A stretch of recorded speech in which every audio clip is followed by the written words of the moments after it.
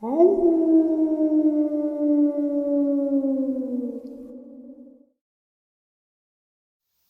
and salutations, everyone. I hope everyone is still doing well, and welcome to tonight's second half. Before we jump into it, a couple quick links. As many of you know, I rely on Patreon, PayPal, channel membership, and the merch to help the channel to continue to grow and go. Links to Patreon, PayPal, and channel membership is in the description below, merch displayed directly under the video. Also, Dogman Frightening Encounters, Volume 1 through 3, the audiobook versions. They were written and researched by Tom Lyons, narrated and produced by me, Jeff Nadolny. Those audiobooks are available on Audible, Amazon, and iTunes, links to which are also in the description as well. And finally, last but definitely not least, if you'd really like to help support the channel to continue to grow and go, simply subscribe. It does not cost a cent. Click the like button, takes half a second. If you don't want to miss out on any of the informative uploads I put out daily, click that bell icon, and folks, please leave a comment. Why? Well, because all of these things really do help the channel to continue to grow and go. And yes, folks, they definitely do matter. Now, everyone, I have taken far too much of your time. Let's jump in to tonight's second half, shall we? All right, guys, today's interview is a subscriber, just recently subscribed, and really enjoys listening to the channel. Feels like he's part of the family, which he is. He also was a hunting guide out in Idaho and a couple other states, which he will share with us. He's got a couple of really amazing experiences and pretty frightening, if you ask me. So, also, he sent me some pictures of him on some hunts, so you guys know exactly he is the real deal. All right, everybody. Today I have a subscriber who I just spent about an hour speaking with. He was a guide, and he was a professional guide in Idaho, I believe. I know. And super nice guy. I haven't heard any of his experiences yet because I want to be where you guys are. So right now I'm going to turn the mic over to Phil. Phil, how are you, my friend? All right, I'm great, man. Awesome. Well, I appreciate you reaching out to me. I'm glad that I saw your comment and you saw me. I commented right back. I saw that you were a guide, and I was like, oh man, this guy's got some stuff right here. And, we talked, we're pretty much on the same page as a lot of things. And I'm looking forward to hearing about your experiences and what you've seen out in the woods, because you spent a lot of your time just working in the woods. So the mic is yours, my friend. Okay. Yep. I appreciate the time and just the opportunity to maybe help somebody or fit a couple puzzle pieces for somebody, like we were talking earlier. But I'll maybe just start from, like you say, usually I'll just start from the beginning and go from there. Yeah, that works. Okay. Well, like a lot of people, I grew up watching the Bigfoot TV shows, and always, never fully could truly believe, but was always really intrigued and interested. And I was probably in middle school or something when the Finding Bigfoot and all that came out. And yeah, I watched a lot of that. And then life started, and you kind of get away from the cryptid scene sometimes. And so fast forward, I was 19, and I grew up in Iowa, and I moved out to Arizona, and ended up staying in the mountains for like 15 years, and guided hunts in Idaho and Montana and Colorado, and managed some guide schools along the way. And So anyway, it all started really with me moving out west to Arizona, and when I got out there, we we started camping and mountain biking and living the desert life, which was totally new to me. I chose Arizona, because my grandpa got older and moved out there, so we'd visit him. But so anyway, the first strange thing really that ever happened to me that I really can't explain was outside of Phoenix. I was living in Tempe, and we would go to Coon Bluff State Park, just, I don't know, half-hour drive from like Tempe, and you go through Apache Junction, Mesa and Apache Junction, and get out into the desert. And so me and a buddy were out there, and we'd call it cowboy camping, but sleeping bag next to the fire and sleeping under the stars, and college age, so we were having a couple beers, and we walked back to the truck, and nobody else was there, middle of winter. And we look over, and above where we were camping was, I suppose it's, the place is called Coons Bluff, and it's a bluff there that people would, I had seen, kind of rock climbing. I saw them rappelling off this bluff, probably like a 40-foot, straight down to the Salt River. Just a small. Well, in the rainy season, that river isn't small, but at the time, just a small. Of course, there's not much water in the wintertime in Arizona, but right. So anyway, we on top of this Coons Bluff is just a red light, and it was a little too far away to, knowing what I know now, was it two red glowing eyes? I don't think so, but that was obviously not what I was thinking. It was just a stationary red light that just appeared while we were standing at the back of the truck in the parking lot, and didn't move, no noise, no nothing, and it's like, okay, somebody's must be up there, right? Like, logical answer. And for a couple hours, just that light, that red light, just stayed right there.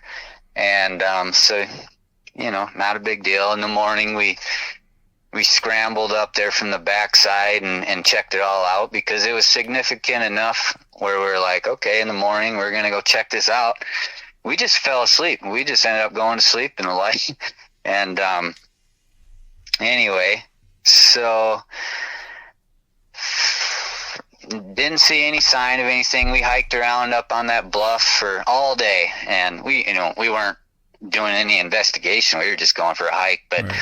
So fast forward a few weeks, and I'm out there camping and by myself, just kind of, I don't know, maybe it was school winter break or something for school. I was at a community college, and anyway, I'm by myself. I'm like a quarter mile from Coon Bluff, from the actual campground, and small campground. I'm upriver from the campground, a quarter mile maybe. There's a pack of wild horses that probably still to this day you could go see them. And I just remember seeing them that day or the day before, and had my dog with me, I guess. But so I'm in my tent one night, and I'm camped kind of off the river, like 100 yards, and I'm near a dry creek bed, and it's kind of a brushy area. It wasn't full of just cactuses. We're in the river bottom, so it was like, I don't know what kind of trees anymore, but if it was some kind of an oak brush. And and some cottonwoods maybe. But anyway,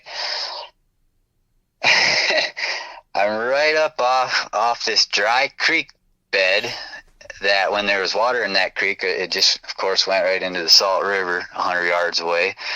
And crawled in my tent,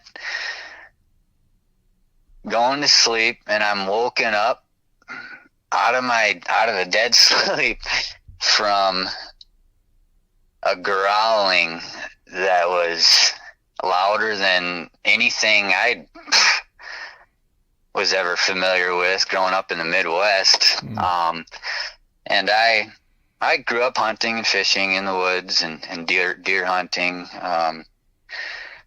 Wasn't real familiar with bears at the time, I guess, but I knew there wasn't any bears there. And it's this really loud growling noise is, I don't know, we'll say 50 yards upstream, up that dry creek bed, away from the river. And I jumped out of my bed and started looking for, all I had was a knife, and I had as silly as it sounded, well, not silly, but I had my compound bow and I had a target, and that's why I had the bow. I was just practicing archery and while I was camping. So anyway, I start looking for a light and looking for my knife and my bow and anything. And I'm, I'm trying to process because I'm in a new state, new area, right. It's like, okay, well, what is this animal? And I'm like, okay, it's gotta be a wild hog. And, but it's a creepy, loud growl. And just as I'm processing this from closer to the river, I hear something responding with as frickin' crazy of a growl as I'm hearing on the other side of me. Wow. And I'm right in the middle of this, man. And I couldn't make this up, but this is all happening in a few seconds, and the next thing I know, these two animals are coming towards each other. And I'm painting this picture in my head that I'm right in the middle of this, and I'm thinking it's like two wild boars who are about ready to meet and just have a fight, whether it's mating season or what, I don't know. But so I have jumped out of my tent. I have my knife in my hand. My dog is not making a noise. She's right next to me, jumped out of the tent. And I had long johns on, or a full onesie, long john onesie, and standing there like a madman with a knife. And these two animals, they're not animals. I mean, I've researched, there's no hogs there. Maybe there is now. I don't know. There's not documented freaking hogs in the Phoenix Valley, right? Yeah. And if it really quick, if it was like some people may be like, oh, it was a coyote, but this was far deeper, way deeper. I am hearing these two things at this point coming, running. It was like, I'm thinking I'm going to get ran over. It was like, I'm not saying the ground was shaking and everything, but I am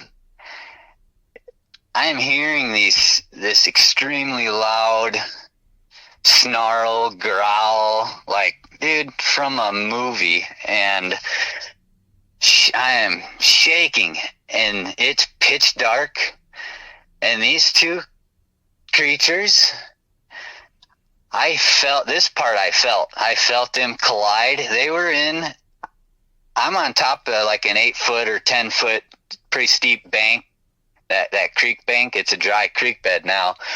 and those two things met right at me in the bottom of the creek bed and just collided. And I sprinted. I couldn't find a light. All I had was a flashlight, I'm sure, at the time. It's not like we had a cell phone spotlight or anything. I didn't have anything. No headlamps, nothing. This was probably 2006. And we take off running through the woods in the direction of the campground where my truck's parked. And I never looked back. I left everything and I went back like 5 or 7 days later, maybe 2 weeks. I don't want to say for sure, but a week or two later, and all my tent was trampled down flat and just not shredded, not. And maybe some people came by, some kids or whoever, and I didn't have anything really there to steal, but nothing was stolen, and just flattened. So I grabbed my stuff and anyway, never went back. And so that was my first experience with, and I wasn't thinking, I was still thinking some kind of frickin' animal, right? I just had no idea. I didn't even, cryptids wasn't part of my thought process at the time. So did the light on top of the bluff, was that there's all sorts of UFO sightings in the Phoenix Valley, of course. Was this anything? I don't know. Don't care too much. Obviously, it's not affecting me. Was that involved with what happened with me with these creatures? Like, over the years, I've bounced back and forth, and as I've learned a lot more, and I've dove head deep into Sasquatch and now Dogman too these last few years. But so I've had a thought, was something, I don't know, right? I don't even want to speculate. It's like, was something protecting me, or did they not even know I was there? It's like, was something on the other side of my tent, and heard this thing coming and was like, nope, that's not happening, right?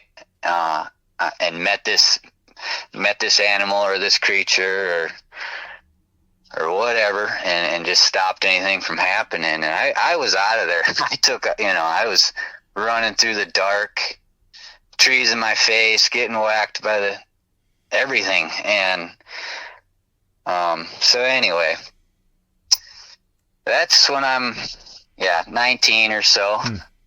And now we can.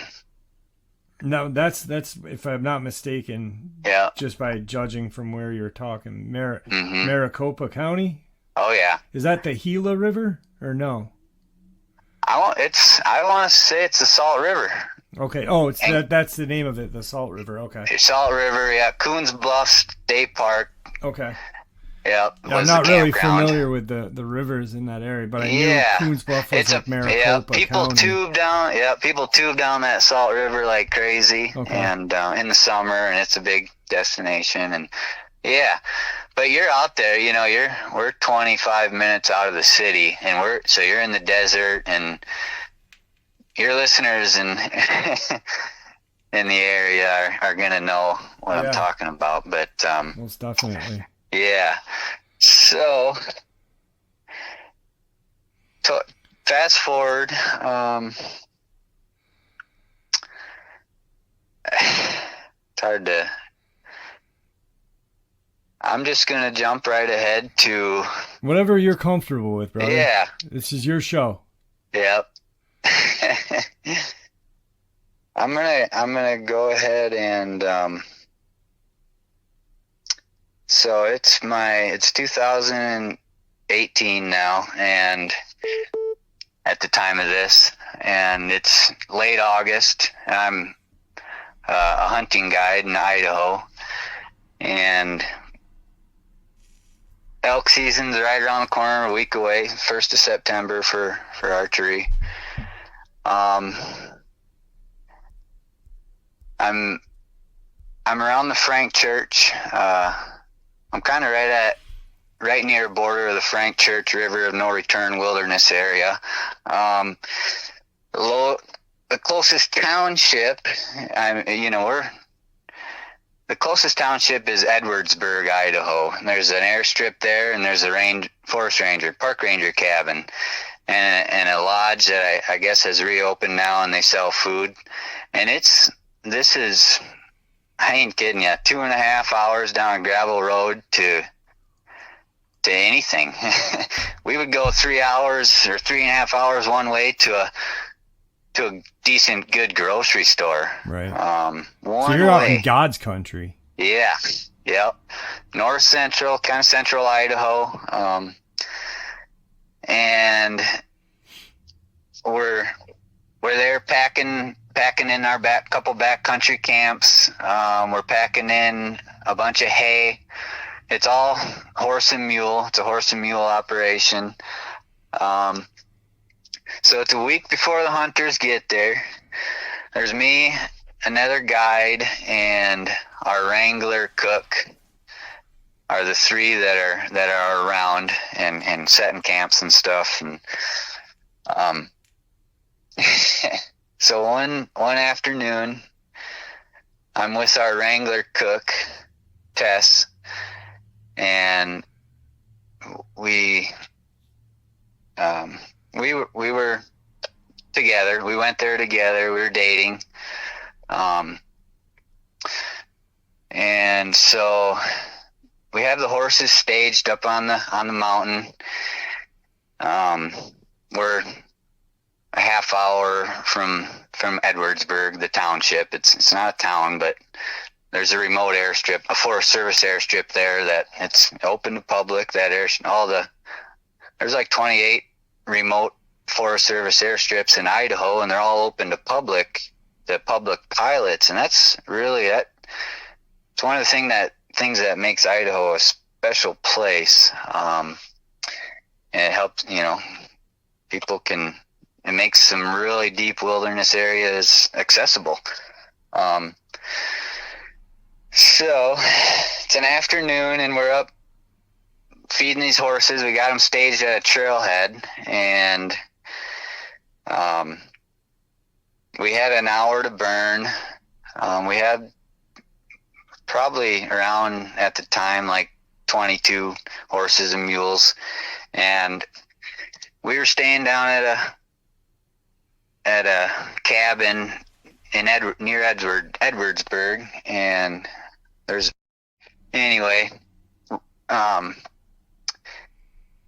we had the horses staged, like I said, and we had a couple hours to burn in between the times that we were whatever we were doing with the horses. We wanted to wait a little bit till we threw them some hay and watered them, because we had some makeshift holding pens, but they were just tied to hitching rails that we would have to put up each year and then take down, and just leave them lay, and because it's Forest Service land. But so we're at the horses. We're gonna burn an hour or two, and so we walk up this. It's also an really old mining road where some old timers used to mine gold in the area, and still do. Actually, you can get a free permit, and anybody and their brother can, as long as you don't use any big equipment, you can go and with a shovel and pan for gold. Yeah, and a lot of these creeks. But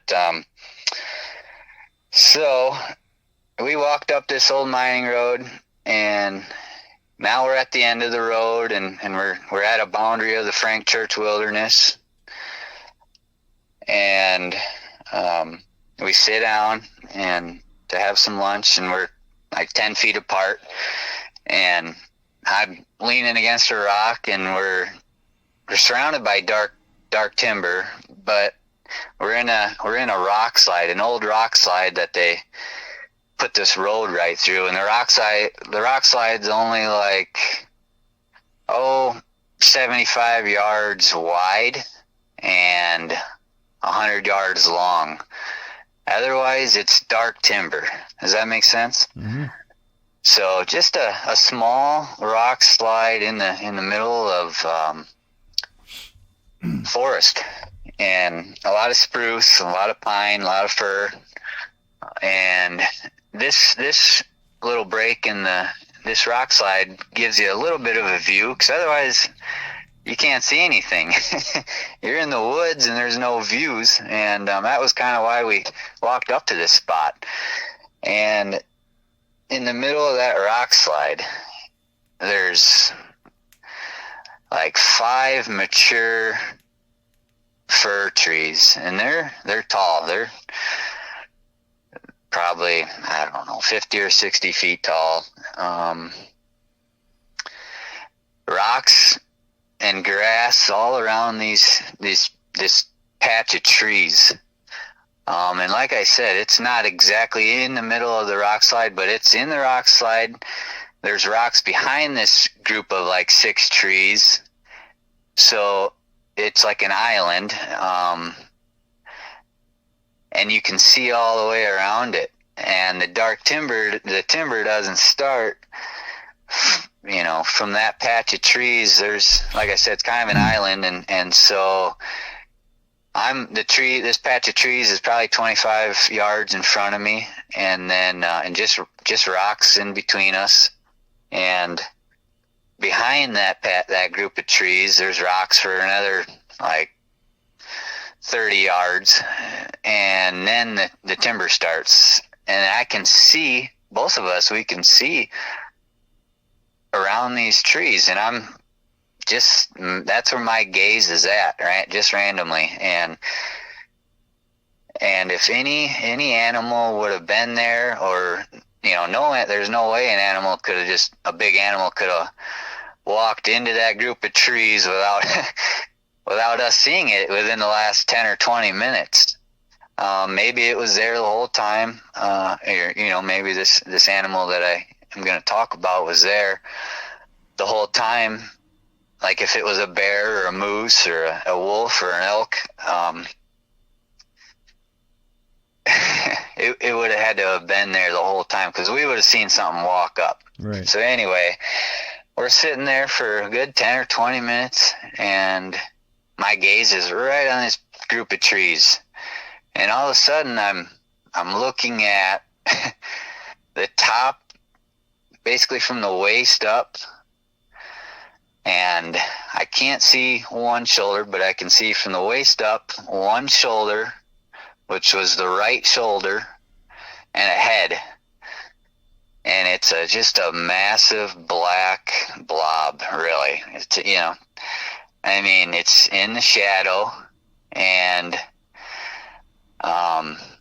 so my gaze catches this spot, and it's like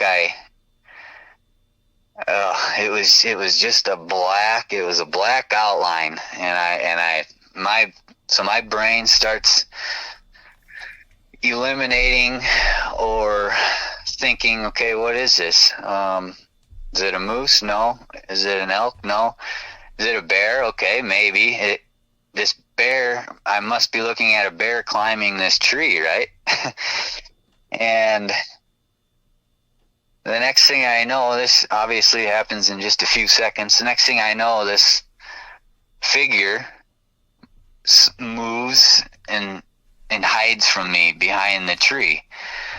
And I'm not thinking Sasquatch. I'm not thinking Dogman. I'm not thinking anything like that. Now I'm standing up because this piqued my curiosity. And I'm expecting to see this bear. What I'm thinking has got to be a bear at this point. Right. I'm just expecting it to climb this tree, or climbing down from this tree, and moving on. And I picked up a rock. I threw two. It sounds. I don't like to make a lot of noise when I'm in the wilderness. I just. Of course, it goes with hunting. We're always quiet, but I have a soft tone, and I don't like to make a lot of noise when I'm in the woods. It doesn't matter which woods I'm in. If I'm just hiking by myself with my dog in Iowa or guiding a hunt, whatever. I picked up two rocks and threw them down there. Just not like tried to hit anything, but to flush this animal out of there, because it's not making sense. Yeah, your curiosity. These animals, these animals don't just hide from me like that. And nothing happened, and this is all just still, in seconds. And I never took my eye off this spot. And I said out loud to Tess, I said, I'm going to walk down there. And at this point, and she's been looking down there too, in the same spot. And I'm a hunting guy. I'm a curious person. When there's something that I'm not something that's not registering in the wilderness, I'm really comfortable. I'd taught wilderness survival school in Maine prior to all this, and I'm a woodsman. And so I said, I'm going to walk down there. And before I could even take a step, maybe I took a step, but before I could, was just in the middle of taking a step, and I was going to V-line it down that way, and not, still just not really knowing what I'm thinking or what it is. And from behind us, they plowed this road out through this rock slide, and so there's a steep embankment behind us. And it's a real narrow road. I mean, it was like, at this time, it's wide enough to ride a horse through real easy, but even a four-wheeler. Had taken a four-wheeler up there, but that's about as wide as it is, and so it's a real steep embankment, real narrow trail, and up like a 10 or 12 foot embankment with rocks and maybe some dirt. Some younger growth. I suppose it was younger growth, yeah, because they had 40 or 50 years prior plowed this road out. So yeah, some younger pine trees were growing, and they're probably 10 to 15 feet tall, new growth. And those trees started and didn't stop for 100 miles. It's like we're in the middle of the wilderness, and so I'm just to try to paint the picture a little bit. These trees they're right on top of us, right? I mean, it's a steep embankment, narrow like four-wheeler trail, and I'm standing up now, and I'm ready to head down this rock slide and see what the heck is going on. I mean, it wasn't the form of a bear, it was a shoulder and a head, right? Staring at me, and I couldn't see its eyes. I'm not going to say I could, I wasn't looking into its eyes, even though I could tell, thinking about it right now, that thing was just locked on me, like, gosh.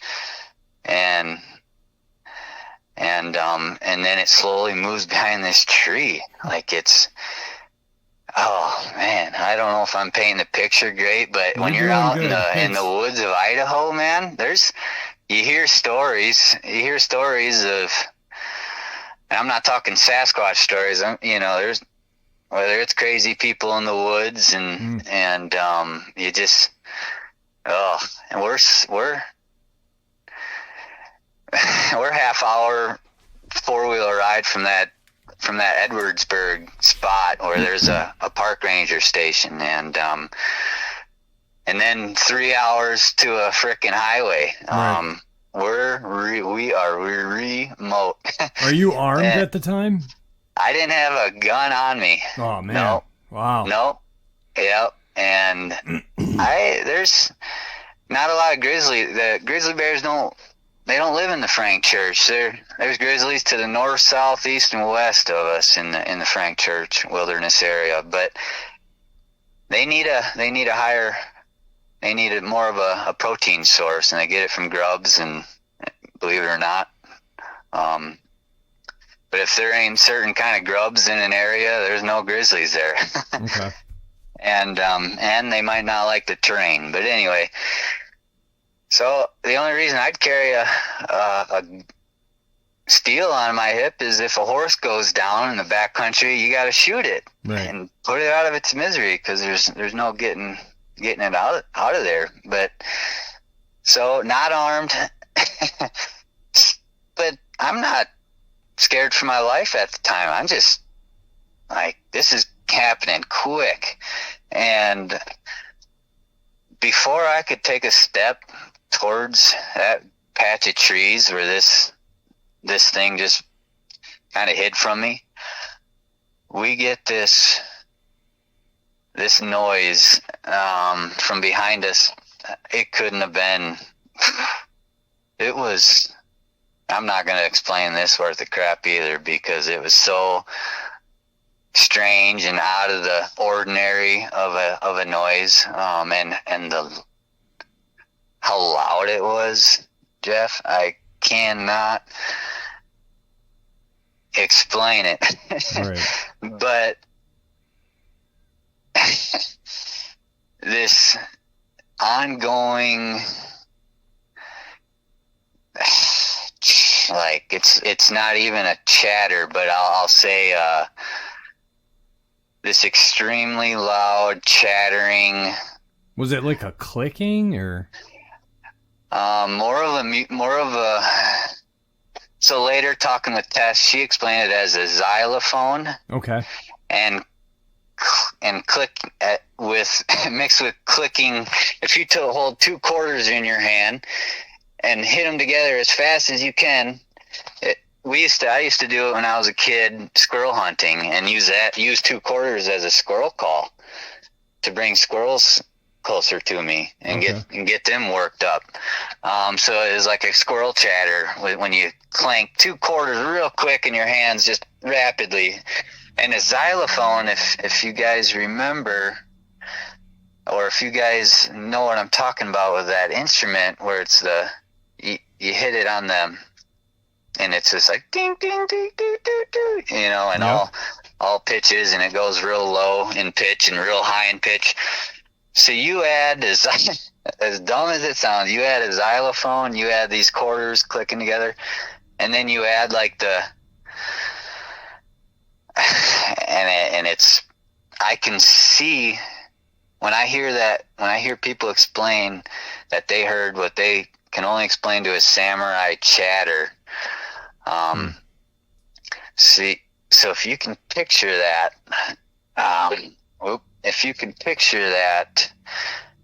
in your ear, extremely loud, coming from right behind us, right above us, right behind us, and it was like a cadence, it was like a communication thing, but it was the most abnormal instrumental.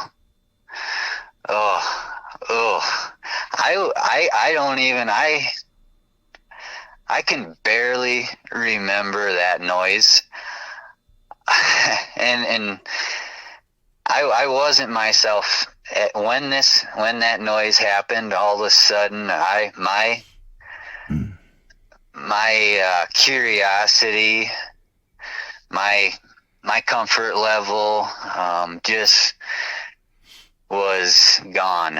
And I looked at Tess, she looked at me. We were just, I don't remember. I can't, I'm not just going to make this, I'm not just going to, I know we looked at each other, and Gosh, I can't tell you how usually if something around me piques my interest, I'm a curious guy,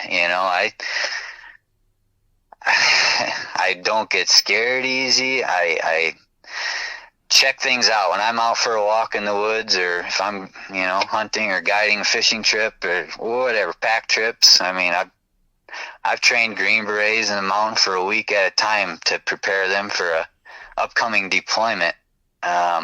So they, know horsemanship skills and that kind of stuff for these special forces guys.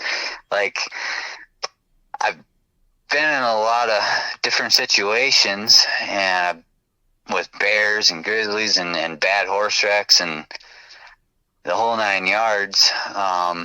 So I don't run from fear. Things slow down for me. I'm a veteran actually, and got some real cool training and spent a short time being trained by actually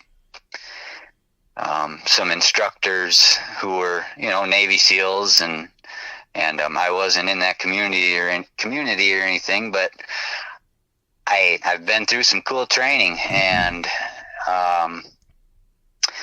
I was good at what I was doing while in that kind of high stress training environment. And things slow down for me.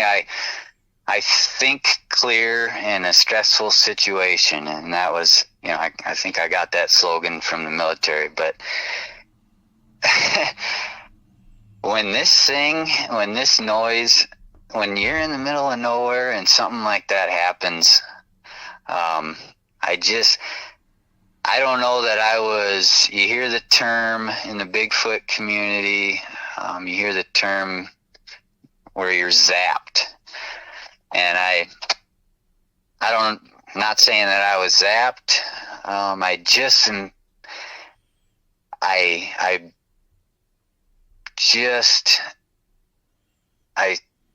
turned and walked away, walked back down to the horses. Tess came with me. I wasn't terrified.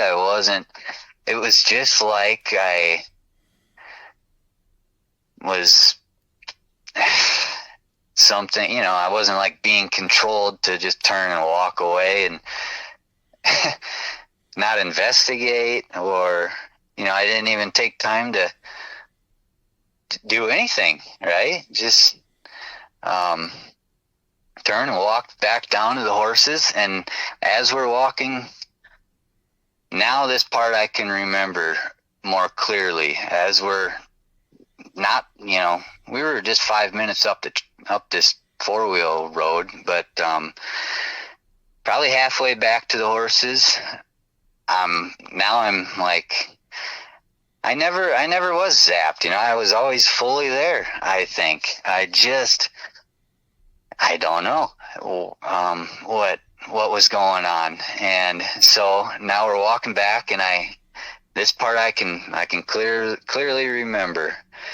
And I'm hearing we're being paced on our right, which was uphill where that noise had come from. And something's pacing us to our right. And then below us,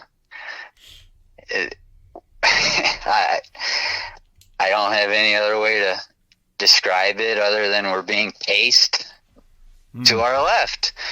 And it wasn't the thing that I saw. I know what it was now. I mean, it was I don't know exactly what it was, but I can't say it didn't have a snout or anything, but I just, it was a Sasquatch. And that thing wouldn't have had the chance to leave that group of trees. So there's obviously another one that was to our right the whole time, downhill and to our right. So as we turn and walk back down the hill a little bit towards the horses where they're staged. Were the horses behaving oddly? No. Okay. So we got this thing pacing on each side of us, and we got all the way back to the horses, and now I'm starting to put two and two together, and it's like, whoa, okay. I didn't say years before this, I was in the Boundary Waters in northern Minnesota, and we were hooting and hollering, or whooping and hooting, and like the Animal Planet Bigfooters did, right? Yeah. Hitting trees every once in a while and just being silly, and I'm flashing back to this trip in Boundary Waters quick, but that night when we were in the Boundary Waters, my buddy, we had beer hidden back into the woods a little ways where there was a spring with cold water, and it was summer, so that was our cooler. And he was back. Me and Joel were by the fire, and our buddy was back 180 to 100 yards into the woods getting a beer. And we had music and a bonfire going, Joel and I did, and we heard a tree knock, just like they always say, right? Clear as day, back towards where my buddy was grabbing this beer. And the next thing you know, he's sprinting up to us, scared as can be. And that, whatever, did a huge tree knock. I mean, a Sasquatch had to have been freaking a huge tree knock right next to him. So that was I didn't mention that earlier, whatever, but that was an experience that I was like, whoa, maybe Bigfoot is real. I mean, that was just a tree knock. I mean, it could have been anything, right? I didn't see a Sasquatch knock a tree, right? So who knows? I go by logic, and I'm a lot more open to things, of course. Right. So you jumped on that. You jumped over to that story that you were with. What happened back with that one? So people aren't confused. I don't want to confuse anybody. Yeah. What happened with which one? When you were with Tess and... Yep. I'm going to go back to that. Okay. So we're walking back, and I was explaining that Boundary Waters story because now we're back at the horses, and I'm starting to put two and two together. Like, I just saw the upper quarter. I can't say I saw both shoulders, just the upper quarter, like from the waist and the whole right shoulder and a huge head. The outline of this. Okay. And it's like, holy cow, we're back at the horses. I'm starting to put these two and two together as I'm being surrounded by whatever's walking just out of view in these trees around me and the horses and Tess. Wow. And the horses aren't going crazy. I mean, there's deer around, there's elk around. The elk and deer would come eat that hay that we have right next to the horses. And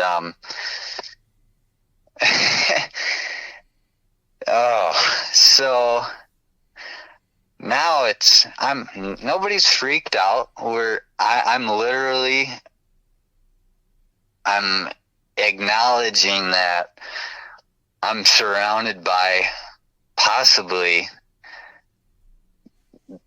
Bigfoot, and we just we untied each horse and walked them to the creek that was right there, and we had to kind of manually give them a drink, and before we rode them all into our backcountry camp, probably within a day or two. But anyway, it was just, and that's, I mean, there's no big, huge kaboom ending where, the next thing I know, a Sasquatch walks out in front of us and all the horses. I mean, it wasn't anything like that. It was just that eerie, that was right? yeah. That was it. How many do you think, like, I know that you had clearly at least seen 2 that you saw, but did you feel like clearly saw one? One? Okay. Yep. But you pretty sure that there was another one, because that one couldn't have moved like that one. Yeah. No. So you think there's about 2 more out there? Yep. And that just started walking with us back to the horses like they do it all the time. And so I started thinking back, like, gosh, this past couple of weeks that we've been coming up here every day, I'm constantly hearing footsteps, and I'm just playing it off because there's deer crap and deer tracks next to this hay, right? And we'd see deer, and so. And it's fall, right? Around fall. Oh yeah. So I mean, the woods make a lot of noise, just settling down as seasons change. Yep. And so I'm now it's like, wow, I know what I just saw, and what we just heard. That was unnatural. There wasn't a man behind us. We didn't even have to. We didn't even have to look. We just, it wasn't even a possibility that there was a person behind us that made this noise, right? And if I wouldn't have seen that figure in front of me, I mean, we're 25 yards. That is right in front of me. If it wasn't in a shadow, it was a clear, broad daylight, sun was shining, and the next thing I know, this black thing is locked on me. And that tree. And so this happens that day, and now I'm thinking back to the previous, like the year before, 2017, and I'm in the middle of the Frank Church, and me and another guide, we were the youngest, and we would switch each morning, and of getting up at 3 a.m.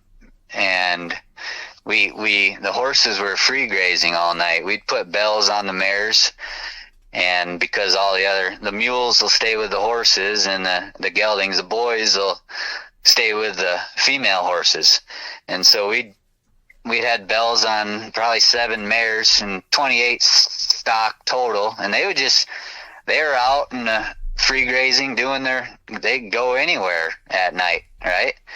This is for 3.5 months in the fall while we were guiding hunters, and the hunters would fly in to an airstrip in the Frank Church, actually the Cabin Creek airstrip, so anyway, I'm waking up every other morning at 3 o'clock. If it wasn't, otherwise it was like 3:30, 3:45 when I was getting up, so it's not like it was a big deal. It was kind of cool. Waking up at 3, and you'd go out with your headlight and go walk a half mile or so and stop and listen, try to hear a bell. And, I'm hearing wolves howling, elk bugling, and it sometimes gave us, me and that other guide, this was no secret, but it'd give you an advantage to where which way I would want to ride out of camp that morning, right? If I'm hearing an elk bugle from a mile or so away in a certain direction, boom. You know where you're going. Yeah. And elk hunters do that nowadays. They'll get up in the middle of the night and go bugle, or they'll go drive up a road, leave their base camp and say go drive down a gravel road and listen for a bugle in the middle of the night, because elk have kind of, maybe they haven't learned, but they bugle in the night a little more, and because there's not a bunch of boneheads like us out bugling and spooking them away and stuff. So anyway, I'm out. A lot of times the moon is so bright, and you know, if you're professional stargazers, they go to places in Idaho to stargaze, and so you don't even need a headlamp a lot of times. And so, gosh, I would be walking along, and for some reason this was always I don't want to get ahead of myself, so I started seeing it would be that we're in the middle of the Frank Church. It's open grassland. It's like no other place on earth. We're high elevation, but it's not all just timber. It's rolling hills. The Shoshone natives were. They lived there, especially in the summer. But they lived along Big Creek, and gosh, a lot of their remnants are there right now, still to this day. And so it's open areas. There's meadow. It's just like rolling meadows, just endless. And then there's patches of big timber. And so talk about elk paradise, man. And it's an $8,000 hunt for 1 week for these guys and gals. Yeah. And this is public land, and that's rare. So it's the hunt of a lifetime.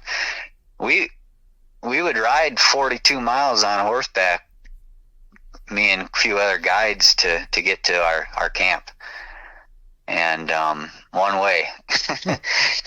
And so from that was from one direction. From the other direction, it'd be like 29 miles. So, you know, we're about 30 miles into the wilderness, legit. And yeah, just to paint the picture a little bit. And on the edge of one of these, so I'm up in the mornings looking for these horses, and it's not always easy. And I'm as I'm walking along. And we got 3 blizzards in September in 2017 that year. And so we had a lot of snow. And so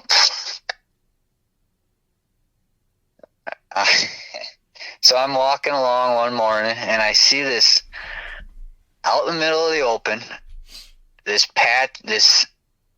pile of spruce boughs that are broken off a spruce tree, green, and in a pile, not around any other tree. And I live to track, you know. I'm always tracking, whether it's just, you get addicted to it. Any hunter know, a lot of hunters know, and trackers and trappers know, you get addicted to looking at tracks. And so you try not to look down the whole time, so you might miss animals, but I'm do a lot of tracking, and still to this day, and I've taught it, you know, whatever. But so I see this pile of spruce boughs. It's like a circle, gosh, the size of, oh boy. The first thing I'm looking at right now, like the front hood of a truck is about the size of the circle. And, you know, I know a hood of a truck isn't exactly a circle, but you get the idea. And it's like a 1.5 foot tall. Okay. Of bouncy, right? You know, a spruce bough. Yeah. And something had broken each green spruce bough, but there wasn't a track. There wasn't a track to it, and this didn't just happen once, and it didn't just happen in one spot. And it was happening after fresh snowfalls, where there's just, it is impossible. Right. And so I walk up to this.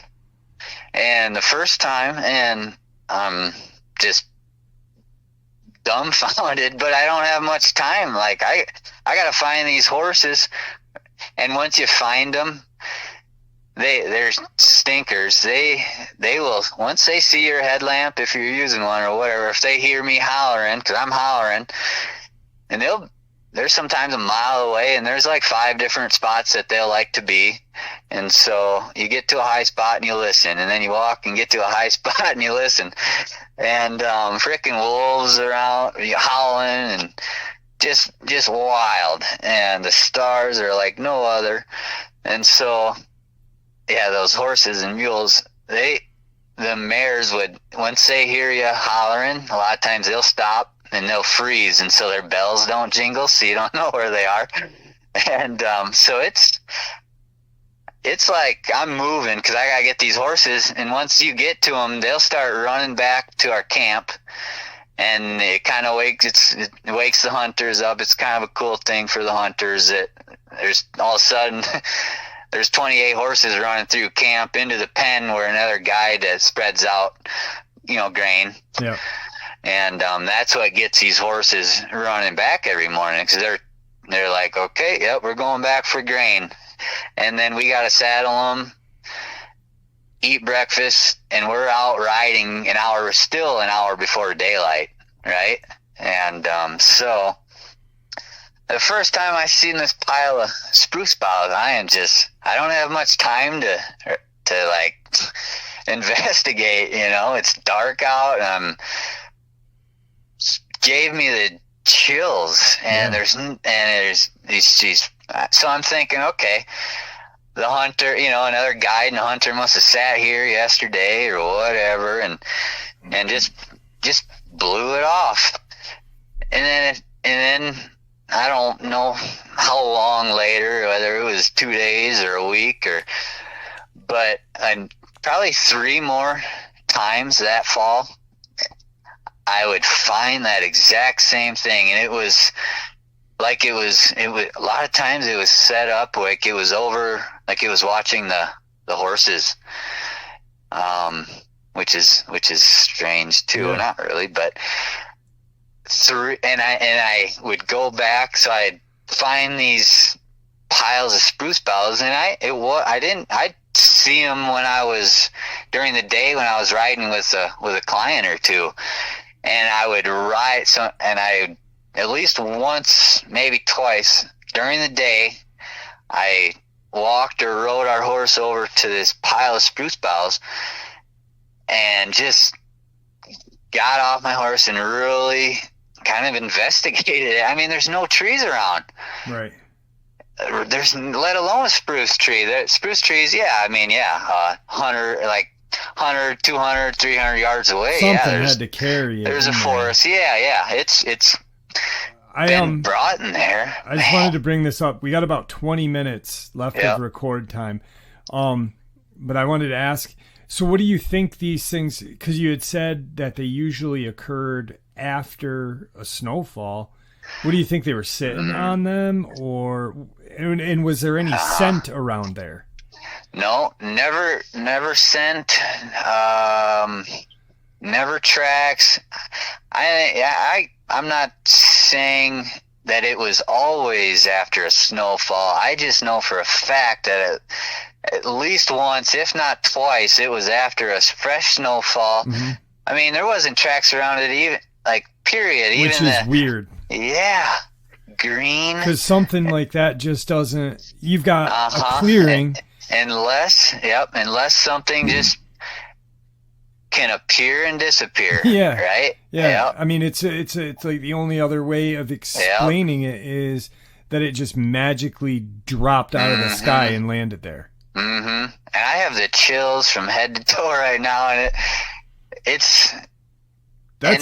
takes chilling just to even imagine, because just so if you don't mind, I want to ask just so my understanding of it, and maybe other people will help understand them understand. Mm-hmm. So pretty much you're 200-300 miles away, or whatever hours, you're 3 hours away from any civilization, in the middle of God's country, some fresh snows down on the ground, clearing. There is no spruce anywhere like within the vicinity of it just to fall. And they are stacked perfectly. Yeah. One in a just this beautiful kind of, I mean, that's the only other way of explaining it is it's got to be beautiful to see upon Erie as well. Oh, I cannot explain, man. Wow, that's freaking got amazing. The chills right now. And and where that was, this was the year before that first encounter that I just talked about. So where this was more than 3 hours, this was an airplane ride. Wow. I mean, the Frank Church it's the Frank Church River of No Return Wilderness Area. And it's kind of well known as being the most remote spot in the lower 48. And the way they judge that is how long does it take in help to get to you, even via aircraft, right? Right. It's kind of how they judge that. Just to give everyone a size of Frank Church River of No Return Wilderness, the size of this area is 2,366,000 acres of just wilderness. And I'm looking at a picture of it. Yeah. And it is absolutely God's country. It is beautiful. Wow. Yeah. And the thing is, it's surrounded by other national forests. And so it's like, that's what makes it the most remote, because it's surrounded by like the Bitterroot, I think, to the north or whatever, and the Selway or up there. And so does that make sense? It's this huge wilderness area, but it's surrounded by other wilderness areas and national forest lands, right? So talk about wild. That is truly amazing. Yeah, I mean, just hearing that, I mean, that right there is something that, it's definitely an encounter of some sort, but it's like, you lived it. I'm just imagining coming out of my tent, looking around. Oh, it's a great morning. Yeah, and then canvas tents with wood stoves. There's a guide tent, a client tent, and a cook tent. Yeah. Three canvas tents, big ones. Yeah. And then kind of looking, and then you see this pile of spruce just placed in a circle. Yeah, near where the horses hang out all during the night. It's almost like the whatever made them was sitting, and I'm not going to say Bigfoot, I'm not going to say Dogman, because we don't know, but whatever made it just sat there and watched, so it didn't get wet or cold or whatever. Yeah, it kept itself off the frozen ground, which shows intelligence. And it. Oh my goodness! Yeah, that is amazing. Huh. This is one of the few times I've haven't relayed that to. I don't know if ever, to be honest. And to talk about it just chills me to the bone, because how exposed I was at the time.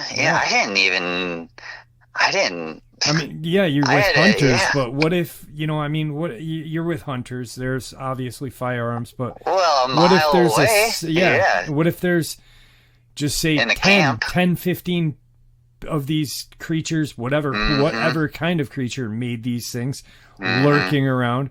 You guys don't stand a chance. We don't stand a chance. That's terrifying. I know you've got some other experiences. Like I said, we're coming up on time now. I don't want to run into it. So, after we end the interview, me and you can set a time up where we could do a part 2 of this, because I'm really interested in more of the interesting stuff you've got to share. Yeah. Right there, you shared 3 experiences that, in my eyes, even though there was visual, but not 100. You know what I mean? Not like 100% visual. But you're so far out that what you saw is not a person. You know, like what else can it be? And like you said, it's not a bear. You know, it's not. No. Damn. No.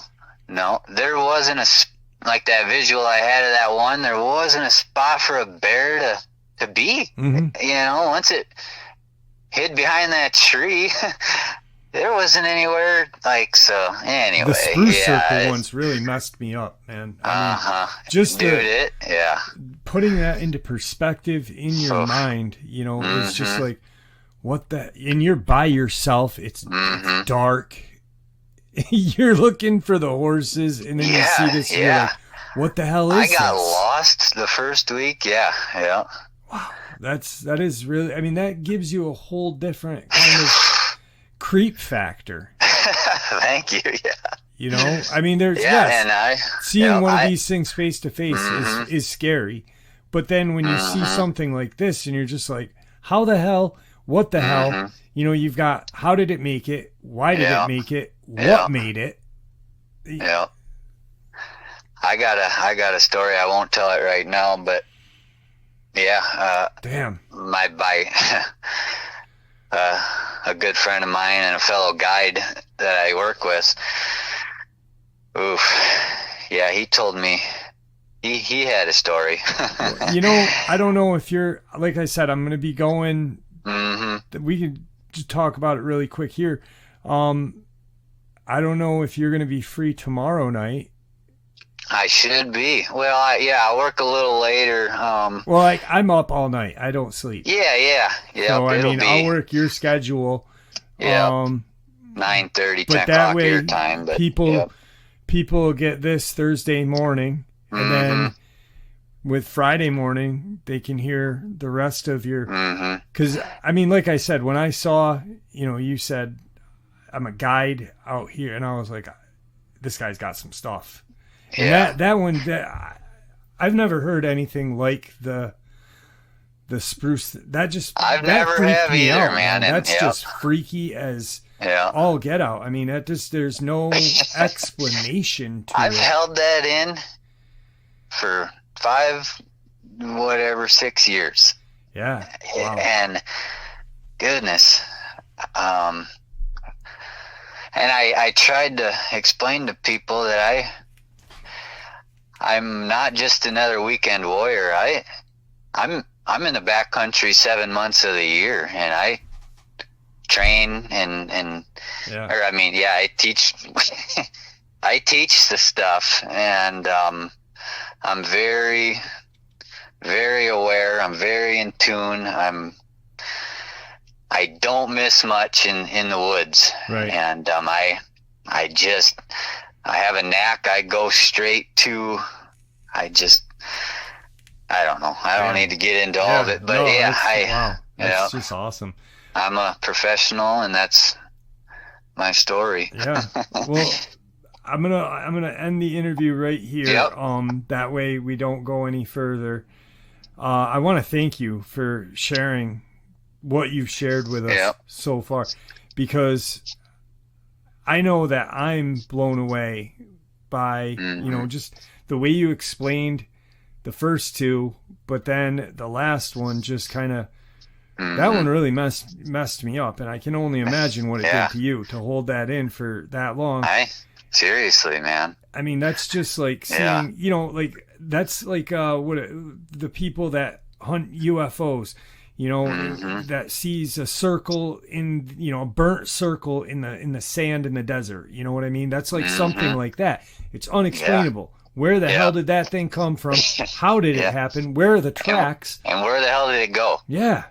I mean, So do me a favor, don't hang up. I want to talk to you for a couple minutes before, and thank you for coming on and sharing today. I really appreciate it. My absolute pleasure. Yep. Awesome. Well, I will talk to you in a few minutes, but once again, thank you. Is there anything that you'd like to end this with? No, I go with my gut, and my gut was to share it with you and your your subscribers, and I'm diving into you and your content these last few weeks, and I just, since I'm on, this is my one chance. Yeah, I wanted to give a shout out to Victor. But anyway, I appreciate your time, and I'll hang out on the phone here for you. Awesome. I'll talk to you in a second. Thank you. Yep. All right, folks, a lot of information shared right there. Let's jump into part 2 of this very informative and very vivid interview. I literally felt like I was there when he was telling me some of these experiences. Let's get into it. All right, everyone. Last night I had a subscriber on, and wow, what an amazing story that he had to share with us. And that word story, I'm not using that as like a fictional thing. He painted the picture. That's what I mean. He really, everything about the way he shared his experiences really painted the picture for us to put ourselves in his shoes. You know, how he described the wilderness, how he described the kind of spruce beds and stuff like that. And a lot of you guys seem to really enjoy Phil and him sharing his experiences. So like we said last night, we got him back. Phil, how are you? I'm great. Awesome. You know, and it was truly, and I talked to you for a couple minutes before, you know, I was blown away. Just, you know, the way you were able to share your experiences and really paint the picture for us. And I really liked the fact that they weren't like right in your face. Like the Dogman was, or Bigfoot was 30 feet away, and they were there, and I knew they were there, and they were leaving these signs, like the spruce beds. There's no way of them happening in nature or natural, and there they are. No tracks around, no nothing, but there they are. So, I mean, great storytelling, and I appreciate that. And from the comments, everyone else did too. So, I know that you had kind of left something off about the spruce beds and stuff like that, and you wanted to get into that quick and then jump into some experiences. So I'll kick the mic over to you, and you can share away. Okay. Yeah, I sure appreciate that, and your subscribers, just going through the comments today, and I was able to respond to some, and then maybe I'll go through again tonight. But to me, I left out what maybe you could call it a significant fact from that pile of spruce boughs, and I hope the listeners watch our first interview from the night before, last night, and not this one first, because they're going to wonder what the heck we're talking about. Yeah, I'm going to put part 2 on this. Oh, there you go. People... Yeah. So I'm just gonna them that pile of spruce boughs, and when I was taking a close look at them in the daylight, there was a slight depression in that pile. I know I said it was 1.5 feet or 18 inches thick of spruce boughs, and there was a slight depression on the, I guess, kind of the top layer, and you can tell if part of, as a tracker, one thing they look for is just a leaf that is turned over when the other leaves maybe aren't.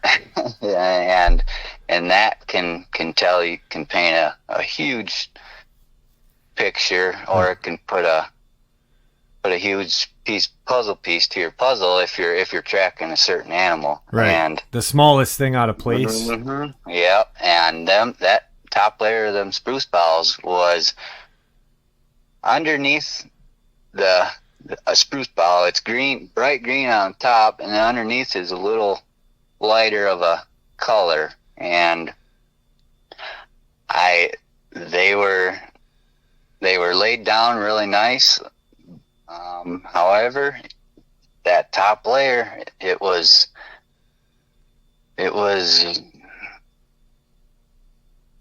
like something,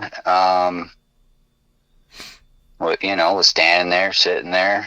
Just some of those individual needles were out of place, and they weren't perfect. They weren't symmetrical, and that was quite significant for me when I was standing there looking at them in the daylight, and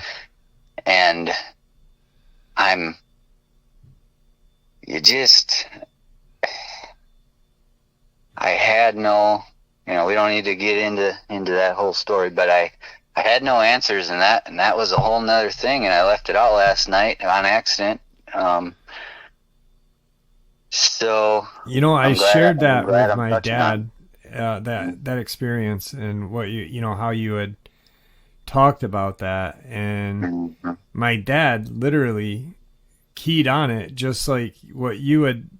He was like, maybe they were sitting on them watching the horses, or watching you guys, just sitting observing, keeping their feet or their bottoms warm, and or keeping their tracks cleaned up. Yeah. And they, if they're sitting there, they're gonna melt that snow down to the ground. Yeah. And maybe they didn't care. Maybe who knows, right? Yeah. But definitely an interesting, something that just that really. It stuck in my head all night, after I heard it. So it was definitely a very significant piece of proof to me. It doesn't get any more solid than that. So I don't lose sleep. I'm a good sleeper, and last night I don't recall a couple of those stories I'd never really told anybody, and then the longer one with that possible Sasquatch being, I've just told that a few times over these 5 years, and so I had a real hard time settling down last night, because I was amped up and reliving it. Yeah. And it's all good. But I just tossed and turned. From there, where do we go with your experiences from the very dense park in Idaho? Well, there's Tess and I. We're no longer together. We're great friends, actually, still. And she's in Southern Oregon, and maybe she could get on an interview if you ever would want to, because for whatever reason she could relay that original story her and I had, and she's had a few other things. Yeah, that'd be cool. Nothing too crazy, but she's a wrangler packer. I mean, she's her and her sister started a horse riding business in Southern Oregon, and so I'm gonna go to, when I was out there for a winter, I'm kind of a snowbird. Spring, summer, fall, I'm in the mountains and just guiding and full time every day, not a day off one. I mean, 15 to 17-hour days. Just, it's a lifestyle. It's not a career. But so it was the winter of, oh boy, what are we now? 22. Not last year, but yeah, the winter of 2020. So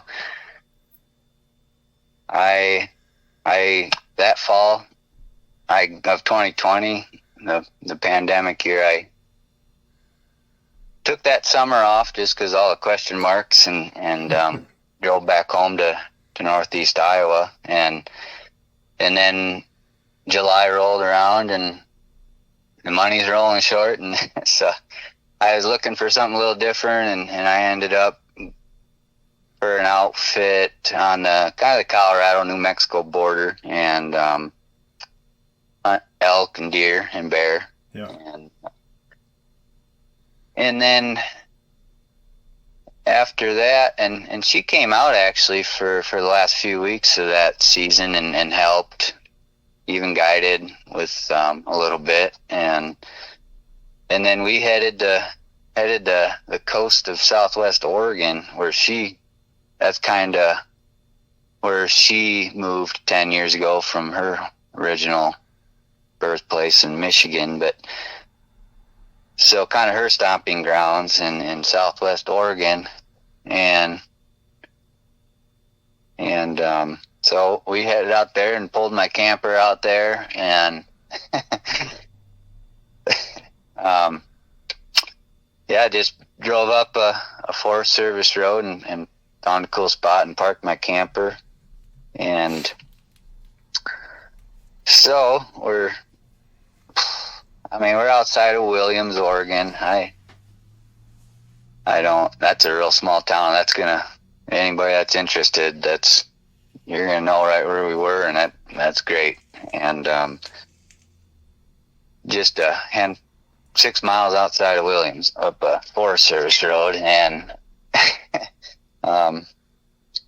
we did a lot of hunting, and turkey hunting and deer hunting. The seasons run a little later in Oregon, and so we were able to catch that in December and in January too, because the elk season in Colorado ended in November.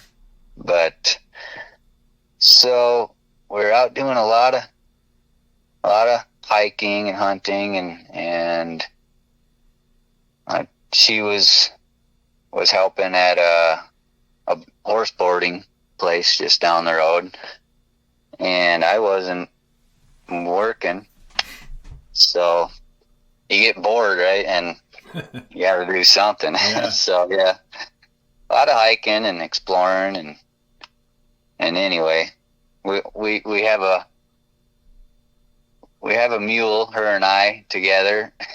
We have a mule together. That's funny, but and so I was training this mule. Actually, we bought it that winter, and that was my project in January, kind of all late winter and into spring. And now that mule that we bought for $100, I'm not exaggerating. She's a $15,000 animal right now. Wow. If we'd never sell her, but because she's been a guiding. She'll lead a string of 18 horses and she's done it plenty of times. But so anyway, I'm kind of training that mule. She thinks she's a horse, but so one day we go out on a regular. They're old mine. They've mined on these Forest Service roads too, but definitely the lumber company made these roads, or some miners as well. There's gold in that part of the country too. But we're walking up one of our regular ones, and I don't know how we would have ever started talking about this particular subject, it's not strange that we were talking about Sasquatch and that scene, but we were thinking, what is something that we knew about the structures and just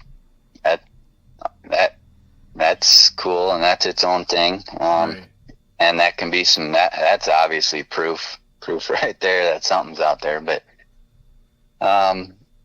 so we're thinking, we got to laughing because I don't know if it was her or me, but we started talking about, well, the best proof or the best sign that we could get right now would be a fresh pile of scat. Yeah. I don't want to swear, because unless, but you know what I'm saying. Yeah. And yeah. just and it would have to be there's some bears around, and I know bear scat, I know lion scat, I know it all very well, but just a heaping pile, Big old pile of fresh, Sasquatch crap. fresh scat, because we knew about we'd heard about telepathy and kind of the mind speak and that whole thing, and so we talked about it and joked about it a little bit, and I am not making this up.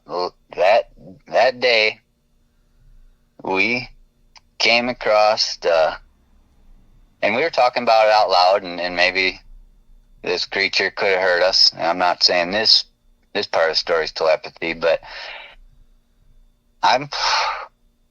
we walked right up to a huge, abnormally, you can tell the difference of human type bowel movement than an animal. It's just right.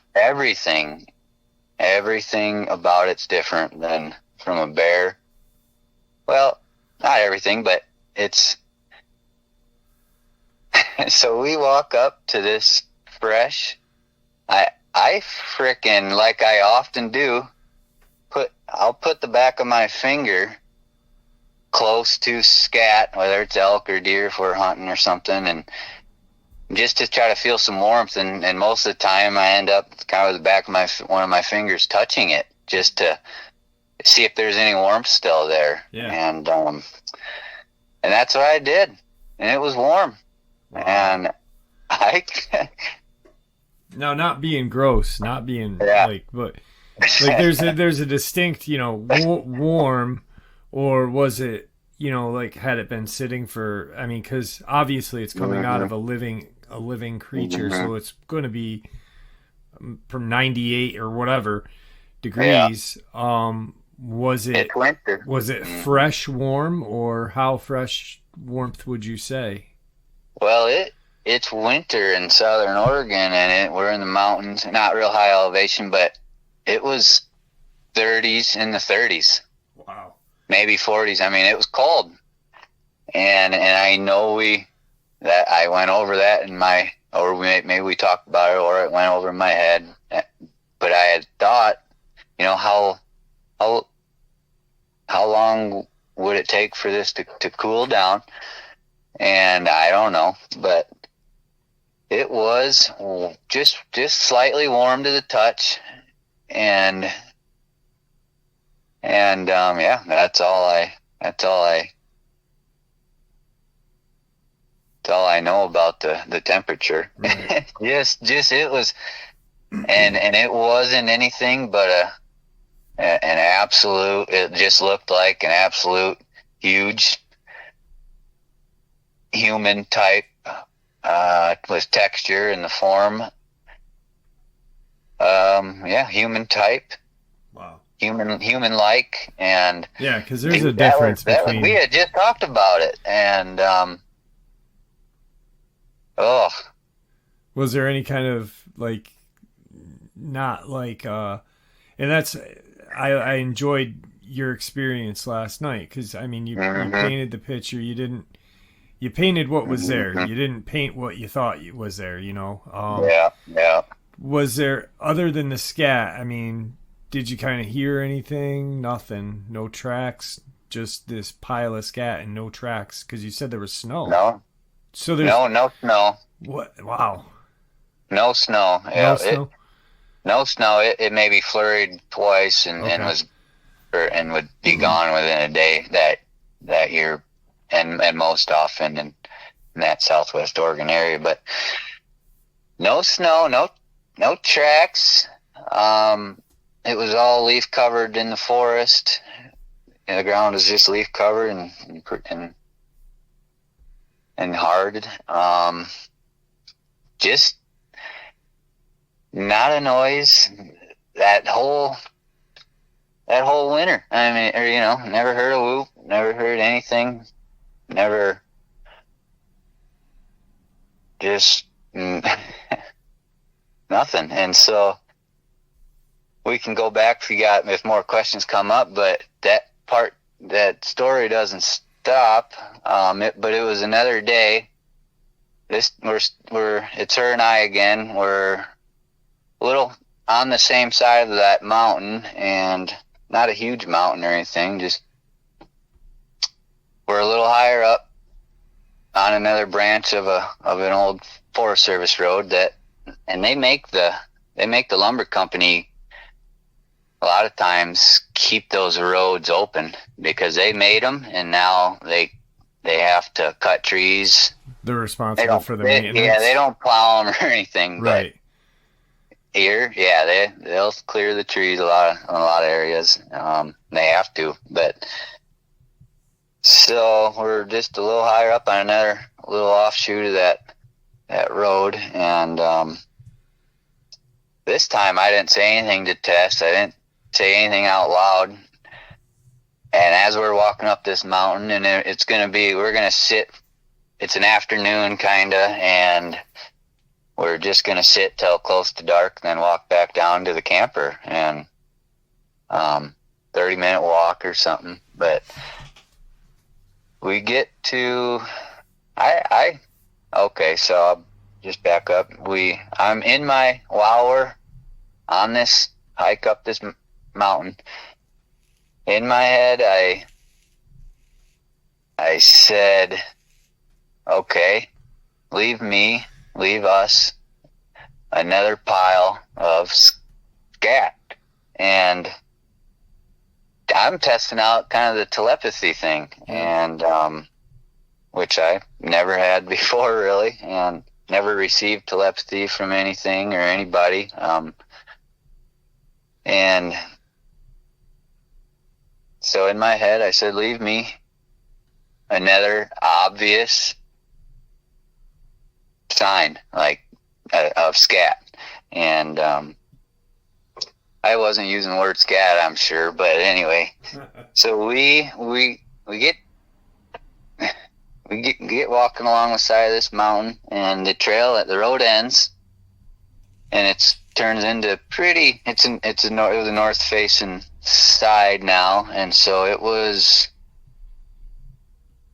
a lot of vegetation because that's more shaded, and that southern Oregon gets hammered by heat and sun in the summertime and drought, and so that north facing slope was a lot more vegetation. I remember it clearly, and so the trail ended, and I have a very clear memory of the last of this whole. I'd been up there a bunch, so not to this particular spot, but anyway, the trail ends, and we step into we keep walking and bushwhacking just for 40 yards, and we sat Tess down, and then she was going to watch the little lower area for deer, and then I climbed up the hill, probably 100 yards, and to where there was, couldn't see each other, so there was no way we were going to shoot towards each other. I knew right where she was, and she knew really, she had a great idea where I was going to be, and we sat for 2 or 3 hours, and then we meet up. Didn't see anything. Meet up, bushwhack through a real thick spot to that road, and it's like wide enough for a 4-wheeler.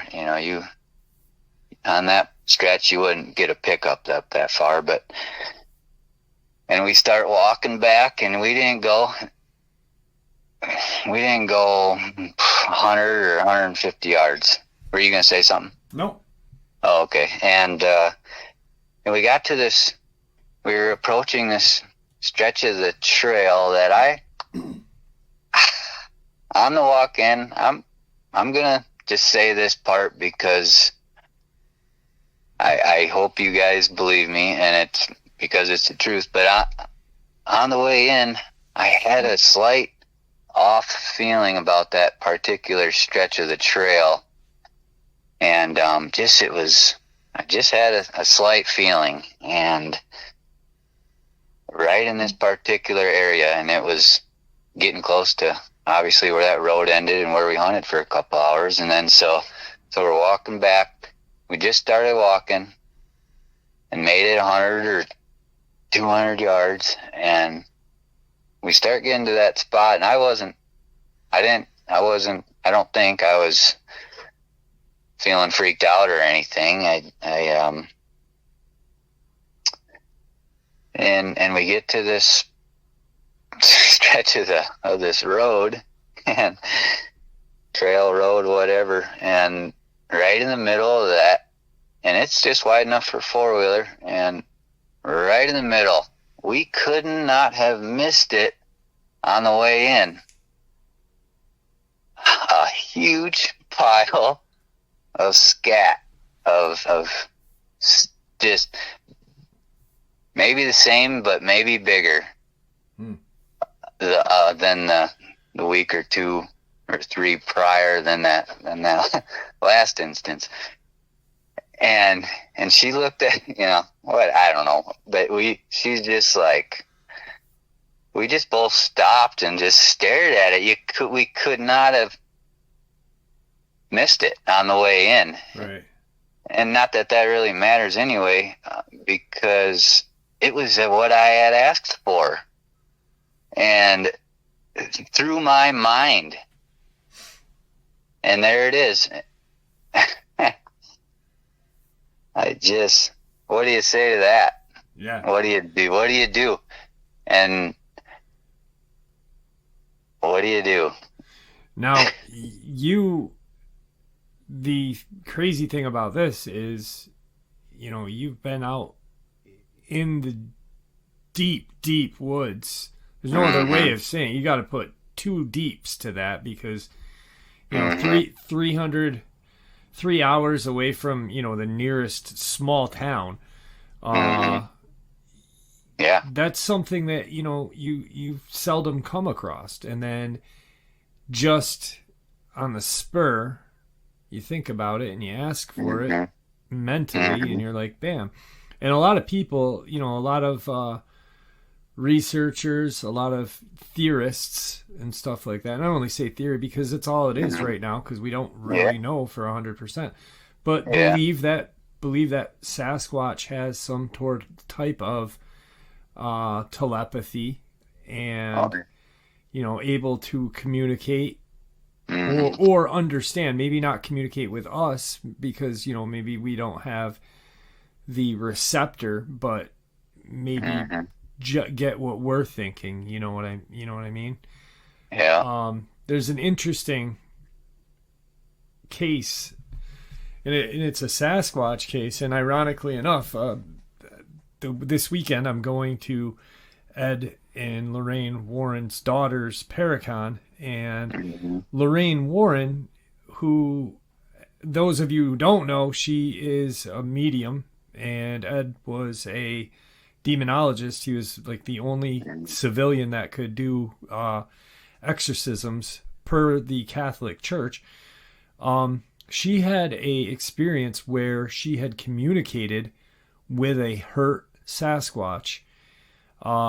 It's a story that's I've only heard like bits and pieces of it, but that's probably one of my biggest questions if I get a chance to talk to their daughter, is ask about that, because I want to know the whole story. You know what I mean? Like, how did it go down? What was your mom feeling like? Was she drained afterward? Because these things really have some, maybe like, I don't want to say magic, but maybe it's something that they're using in their brain that we lost through time, That could be it. But, we gained technology and we lost this little 2% or 1% of our ability in our brain that housed the telepathy part, so...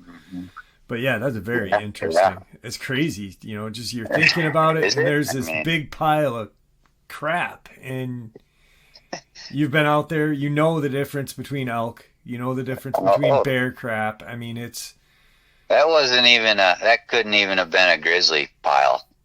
Grizzly was half that size of that pile, and so yeah.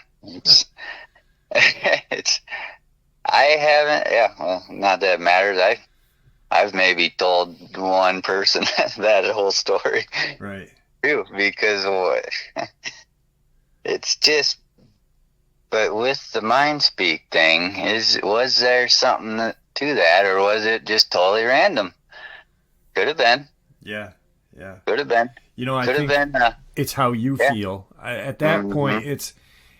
It's what the person that experienced it feels. Were they understanding me, or was it random? However you, and talking to you and, hearing this now, but talking to you for a couple hours last night and a little bit today, I kind of feel like you feel like it was definitely a telepathy meant to be thing. Mm-hmm. So definitely that's so cool, man. It really is. Yeah. Wow. I read a comment just before we got on tonight from our video from last night, and a gentleman just tonight wrote a comment, and he'll probably hear this, I hope, but he just said, "I appreciate you, Phil, for," I don't remember exactly what he said, but to sticking with the facts and not, what was the word, but not jumping to a conclusion or whatever he said. But yeah, and that's the best compliment, and nothing more to say on that, but right. Absolutely. And I said it too, I said it to you. Mm-hmm. I said, you really painted a picture that was there. It wasn't one that you wanted to be there. It was there. It wasn't, it wasn't bright colors. It was the colors that it was, and I appreciate it too. So yeah. Definitely some very interesting experiences. And when I read that comment of yours, and you said, the comment that connected us, I knew, for some reason I knew. I was like, this person really has seen some very interesting stuff in the woods of America. You're going places that there probably no man has touched, for a long time. I guarantee you, I've put some footsteps in literally areas that haven't been touched. Right. But definitely, in some areas where only natives have stepped foot and anyway, yeah, you're right on. And I got to thinking today also, if somebody was wanting to, because if you take an average Joe or an average Jane and have them listen to my story, and if they don't even know that Sasquatch or Dogman or any of that's up for debate, they're gonna think I'm crazy. Yeah. But well, shoot, I lost track of. That's all right. You're good. Where I was going there. I got you. I know that you wanted to talk about the telepathy kind of experience, and then I guess we could move up to the state above Oregon, Washington. Yep. I spent let's see, last May I headed to Washington, to Northwest Washington, and enrolled in I used my last of my GI Bill and enrolled in Wilderness Awareness School. And people can look it up. And it used to be called Anaki, but they just they go over a ton of different stuff. And there's a year-long adult immersion where you meet 3 days a week for 8 hours a day, and then we'd take multiple, like 4 and 5 day trips.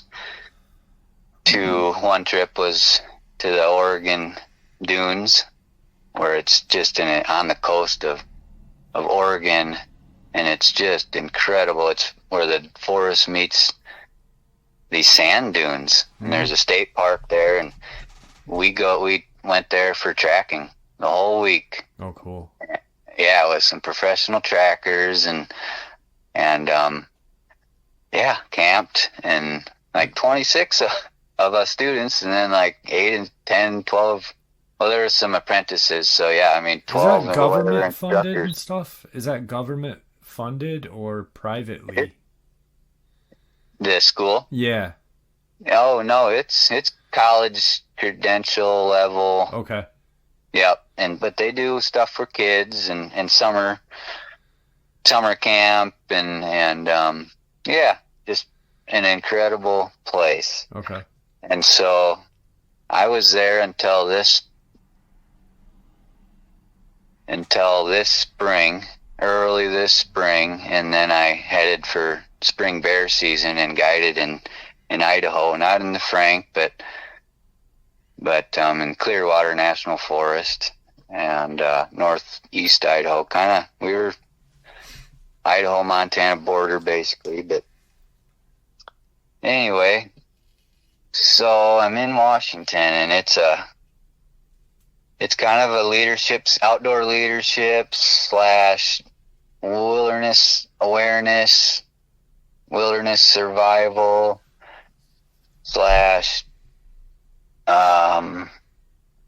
inner work, or like just learning, almost like you'd learn at going to a psychologist, just bringing up old inner child wounds and things that have maybe kept us unhappy or just kept us not functioning great. Mm-hmm. And so that was part of the school too. I mean, just all around quite the place. And so I had guided a guy, and he lives up in Northwest Washington, and we're 45 minutes from Seattle, or an hour east. And he has property. He has a piece of property. How many acres? I don't know, 12 or something. But they're building a house on this property. It's out in the woods outside of Black Diamond, Washington. just a town of like 200. And he's got this property outside of there, and we still are friends, well, obviously, but we had stayed connected. I guided him in an archery hunt in Montana in 2019 in the Swan Mountains, and we stayed in touch, and which is common when you're sleeping in a tent shoulder to shoulder with a person for 7 nights. Yeah. Plus, and then literally with them all day. Him and I spike camped, and so just him and I took a couple horses and a mule and went way out and pitched a camp and literally in the middle of the elk. But and then another guide kind of dropped us off and took all the horses, and so I didn't have to worry about the horses. And since we were camping in the elk, I pitched 2 tents. I made every 3 meals a day for him and I, and just to paint a picture a little bit of our friendship. And so I said, yeah, I'm going to school in Washington. And he's like, well, why don't you set your camper up on my land, on my property? We'd rather have somebody there anyway for safety. Right. And because they're building this awesome new house, and they were starting to get furniture and things like that moved in. And so I couldn't even see the house where I had my camper. There was a chunk of woods on his property, and we're surrounded by woods. I mean, it goes and goes and goes for miles, kind of to our east and south. And then to my north and west would have been like suburbs and stuff, like 10 miles away, but where the suburbs kind of started. So anyway,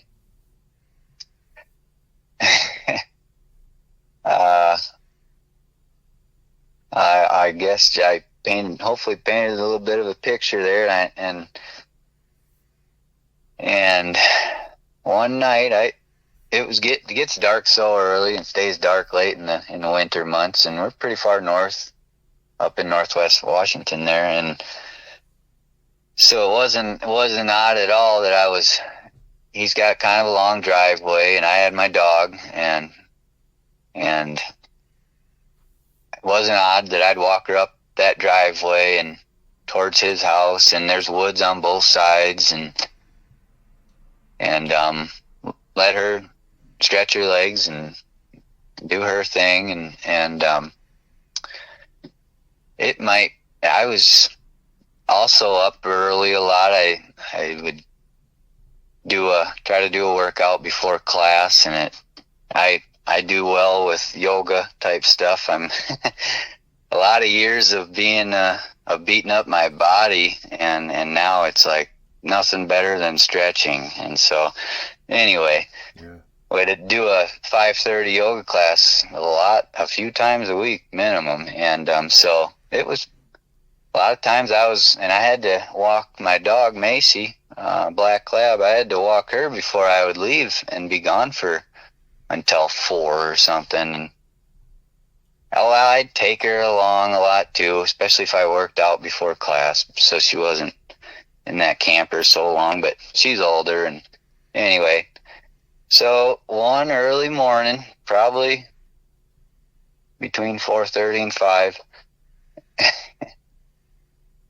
I'm on his driveway, and it's woods on both sides, and there's elk going through his property, and it's all private land around, and deer, elk, real occasional bear, and so a little bit, remote for him. It's remote for that part of the country, but so I'm walking up his driveway, and I'm up on top of the little knoll, and must have been a little bit of a moon, but because I couldn't see the ground, and it's all fern covered, like 2 to 3 foot tall ferns cover the forest ground there. And then his property was second growth. It had been lumbered. Oh, I think the fir trees were 25 or 30 years old, and that's pretty accurate guess, I think. And so they don't, like on a tree farm, especially these fir trees, they don't grow low branches. The branching's more higher up on the tree. So, and they're probably, I don't know, 30 feet tall or something. But so out of nowhere, there wasn't any strange noises leading up to this or anything. Just absolutely everything's perfect. And out of nowhere, from my left and above me, there's at the same time that I'm seeing this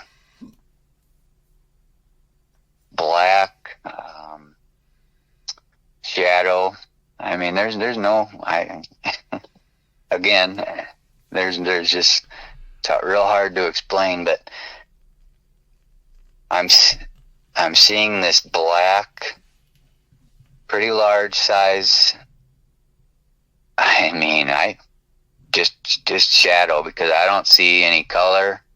I don't see, and this is like the first, this is just absolutely in the blink of an eye. This is my description, is I don't know. I just see something black moving quick, and at this same time that this is happening, I got a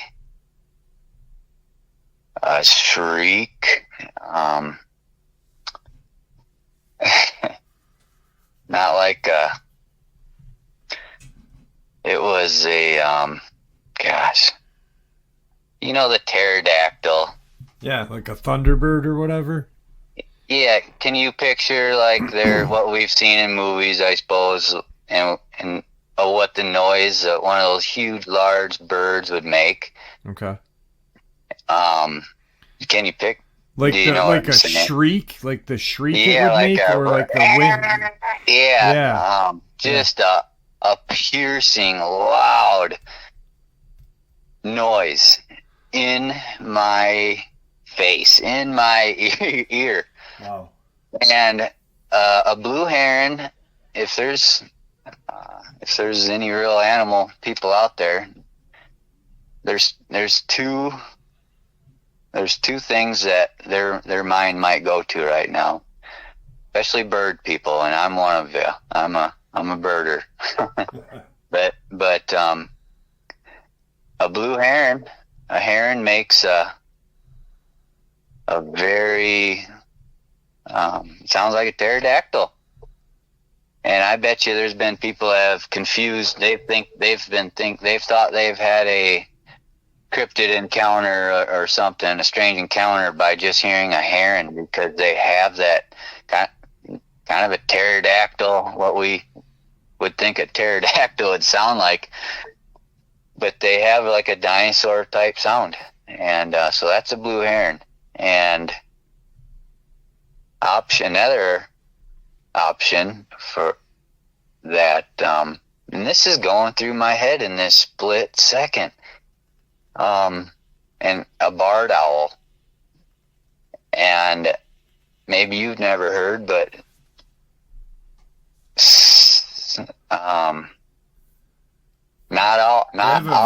very distinct sound.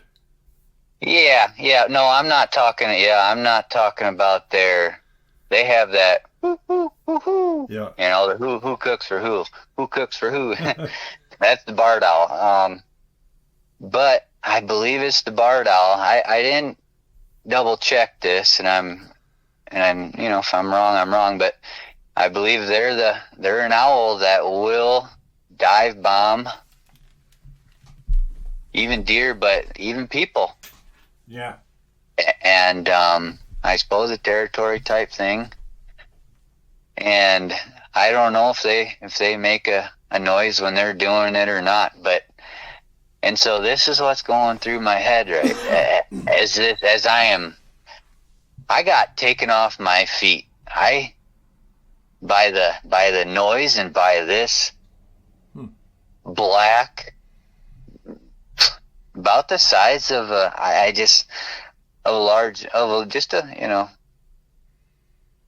didn't get a great look. This is all in the corner of my eye. I don't know if I mentioned that, but I'm not seeing anything other than something black, and then I'm realizing it's coming at me, and it was already in my face. It was already right there, and it's like it was coming from the sky. And but the noise, it was so close to me and so loud that I don't know if it could have. I very well could have been an owl and just screeched in my ear from feet away and swooped at me, and then. But here's the big kicker. I was so startled that I was on my right side. This came from my left. I was on the ground. I just took me off my feet. Nothing touched me. Right. And so I'm hitting the ground and at the same time looking and putting my arms up, and then nothing. There wasn't a flap of a wing. You would have heard that. There wasn't this was along the driveway, so there was some taller bushes, and I know I said it's all fern covered and just 3 feet tall fern, and then you can see kind of over the top of them ferns for 50 yards in a lot of different directions in those type of forests. But there were some taller, I don't know what they were, just some bushes. And that if it was a bird or an owl, it would, and this is the middle of the night, and owls can, obviously they can see better at night, but the other birds aren't out much. Like some hawks, of course, too, definitely. But there wasn't, it's like it disappeared. There wasn't anything there. Right. And oh boy, I hope this makes sense a little bit, because it was the noise that I heard, what just took me right off my feet. And I'm not a jumpy person. Nobody can even scare me. We're messing around growing up.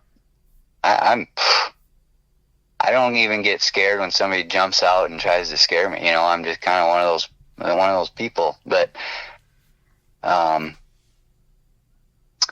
yeah, just nothing. That's crazy. And I got to thinking, okay, I've thought about this since then, here and there, and especially I shared that with the whole class that morning. But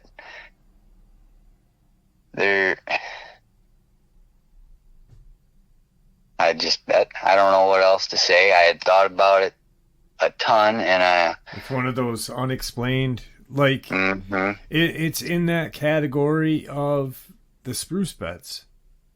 Yeah, it's unexplainable. It happened. Yeah, you can't put. You've been out there. You know what you know, and you know probably more than most that have been in the woods. Yeah. and you have no idea. You're just like, what what was that? What, and you're Mm-hmm. floored because you can't figure, you just, it's Yeah. something you normally don't hear deep out in the No. woods. No.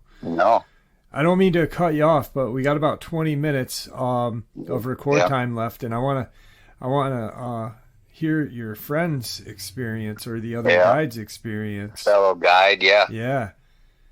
Let's go there. So I was guiding with him in 2018, and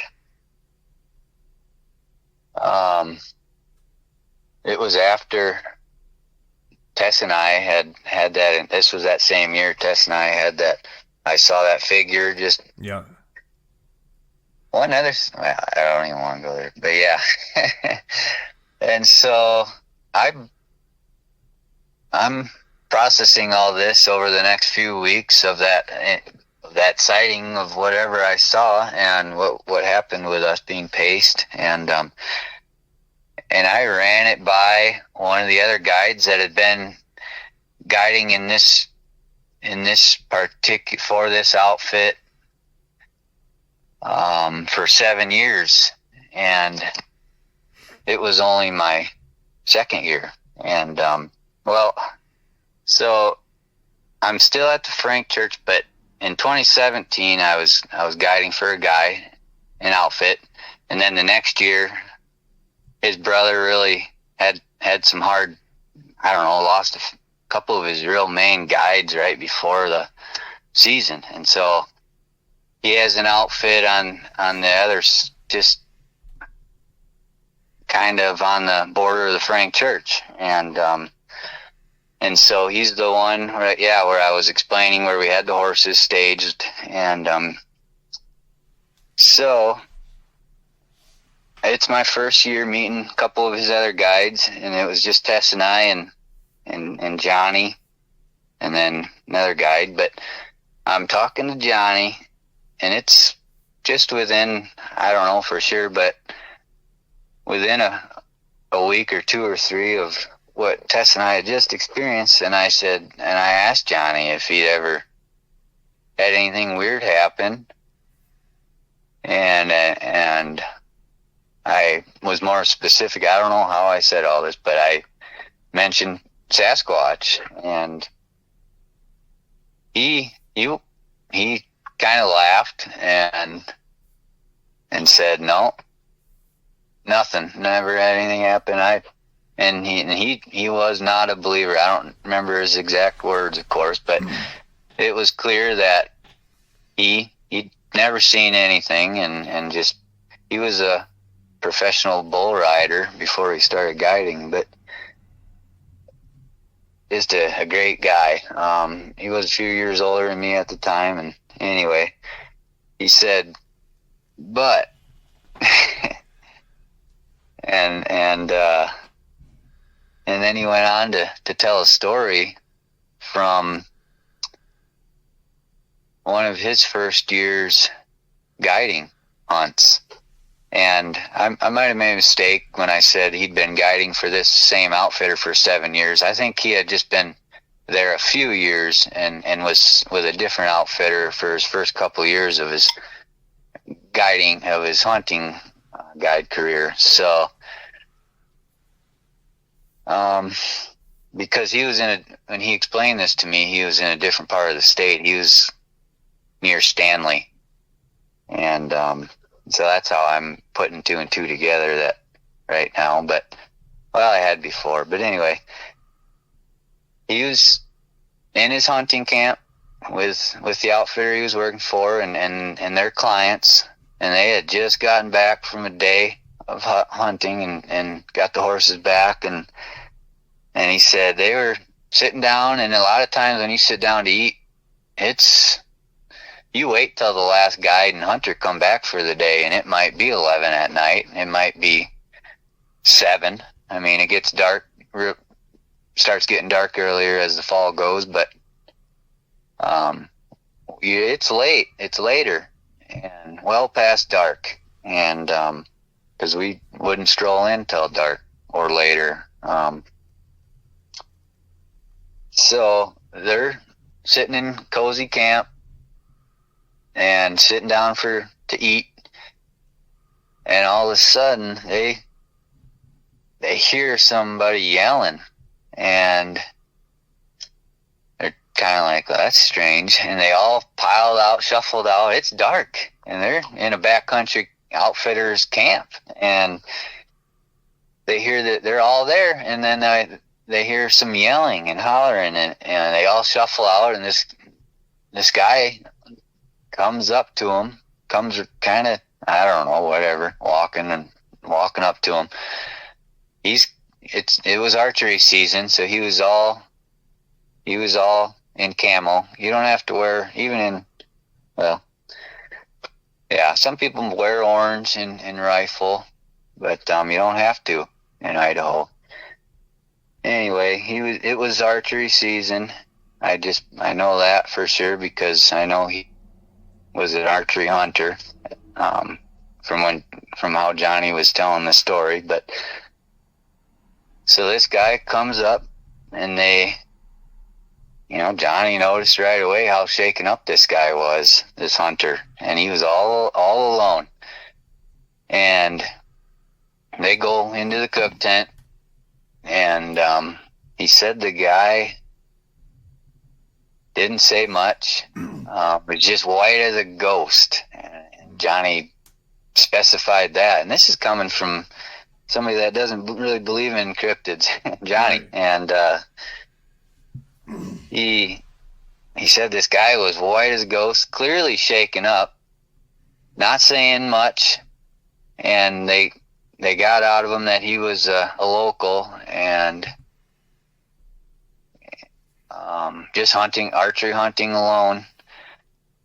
And so the guy didn't say much that whole night, and just he asked if he could stay, and they said, of course, with whatever. And the guy who knows? I don't know exactly what happened. I'm not going to make something up, but that next morning, Johnny went up to him or whatever, and started talking to this guy before he left. And he was a local, and he hiked in a couple miles to where he archery hunts. And he said he was sitting. He had kind of a stream or a river to his back, and wasn't not in a tree stand. A lot of times we're not hunting out of tree stands out west like we do in archery season in the Midwest and out east. But I don't know if he was sitting with his back to a tree or a rock or something. Is kind of the usual setup. It breaks up your outline, and so the next thing he knows, he gets this hunter gets a huge rock, comes up over the ground, all the brush and low bushes or whatever's there, up and over, arching, and lands just right in front of him. And he just thought, whatever. I don't know what he thought, but I know what I'd be thinking is who's messing with me right now? Yeah. Right? Who's out here that's strong enough to throw this rock, over this? That's what I'd be thinking. Absolutely. And I don't know if it was one or two more rocks. I just don't remember the story that Johnny was relaying, but something, a rock that a man could not physically throw up and over these bushes or trees or whatever, and landing right next to him. And he got up and for whatever reason, he didn't go back to where his truck was. He knew this outfit had their tents, and I want to say he ran there, but I don't remember completely the story, but he went to this hunting camp, this outfitters camp, and just showed up, and then I already kind of filled you in on that, what he how he was acting when he showed up, and how that all went down. But again, is it a story that's gonna blow the socks off somebody, and face-to-face encounter with a whatever? But this is a story coming from a hunting guide who doesn't believe in anything cryptid, who's relaying, only because I asked if he'd heard or seen anything weird, and he still remembered that time that a hunter showed up into his camp, white as a ghost, and I'm not going to speculate, but who knows? Did that hunter that archery hunter that got scared out of there? Who knows what he saw? Maybe nothing. Maybe it was just the size of a rock being thrown at him that made him not even he must have thought he must have knew that this outfitter camp was closer than his truck, because he was so scared that, I guess I'm not assuming, but maybe I am a little bit. He was so scared that he went to the closest location, the safest spot where he could go. Mm-hmm.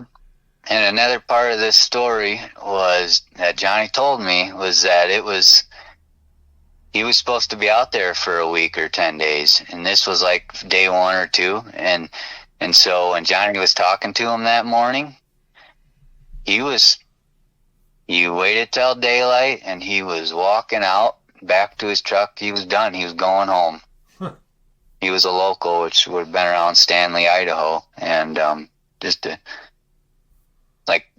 if you think of a postcard of Idaho, it's Stanley. I mean, the Sawtooth Mountains and stuff. But yeah, I mean, I've never forgot that, and it's a powerful story. I mean, for you especially, because you know this guy, you know who he is.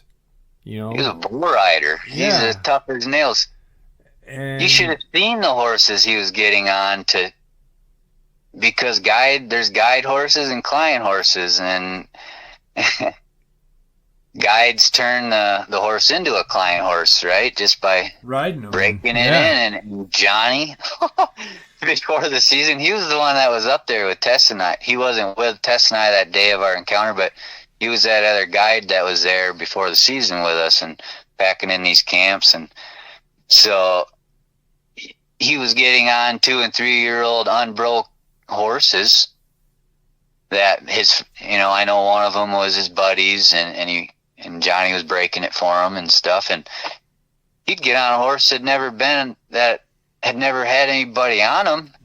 And we're outside of Edwardsburg, and that's 3 hours for help. And you're getting on a green young horse that could, if you fall and break your leg or have a bone go through your leg, and you could bleed out and die. Yeah. I mean, cut an artery on your main artery on your leg or whatever, and you're dead. Yeah. And that's the kind of guy Johnny was. He just no fear, no bullshit, no fear. And I'm grateful that he relayed that story to me, and the reason I chose to relay that tonight is because it's significant to me. Because of his background and who he is. And it wasn't a story about him. I mean, right? It's like, he didn't make that up. But for him to hold that story, like he you held said, that story. that must have resonated with him for, you know. Mm-hmm. That hunter that showed up into the hunting camp he was in, Yeah. never forgot that. Yeah. He said he never forgot that, and I never. Johnny telling me that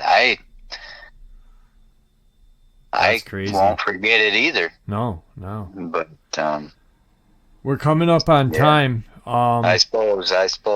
I blown away once again by your experiences, you know. Mm-hmm. It's just it's insane, the amount of just things that people wouldn't really think of that are actually terrifying, you know, until you hear them, you know what I mean? Yeah. Until you hear it, you're just like, whoa. Yeah. So, yeah. And when you're vulnerable and in a vulnerable position, yeah. whether you're in a house and somebody's intruding on your house and you're worried for your life there, or you're in the middle of the most remote wilderness area in the lower 48 and something happens, yeah, you are exposed, you are vulnerable, and you're going to learn a lot about yourself and how you and very quickly. And then it's a reality check that this is real life. Yep. This isn't it's not a joke. And when I had something, these things happen. I gotta live with it, and I gotta swallow that, and I gotta be with people every day, all day, who don't even have a clue what's going on. Right. And so. Well, I want to thank you for coming back and sharing these experiences with us. As you could tell from the comment section, you looked into it and commented back on quite a few people. People really, really enjoyed hearing what you had to say, and I really appreciated it because it was enlightening. You know, it was just something different that really put things into perspective too. So, thank you. Yeah, it's 100% just my pleasure, and yeah. Do me a favor, don't hang up. Okay. I want to end the interview, and once again, thank you for coming on, and it's been great. I really appreciate it. Yep. All right, thank you, and thank you to your family. Well, they're all of us, man. Yeah, you're a member too, you know. So, yeah. All right, brother. Have a good night. Yep. I'll stay on, but we'll see you. All right, folks. There you have it. I hope you all enjoyed tonight's second half as much as I enjoyed sharing it with you. I'd like to thank you all for supporting the channel. It is, after all, your support that keeps the channel growing and going, and what gives us all a place and a chance to share our experiences and theories judgment-free. Everyone is simply treated with the respect that we deserve. Please stay safe, happy, healthy, and ever vigilant, keeping an eye on our children, pets, family, and friends. These creatures are real. They are out there and dangerous. Share this information with those you love and care about, and it may just help save their lives someday. Until next time, never stop asking questions, never stop searching for the truth, and God bless you all.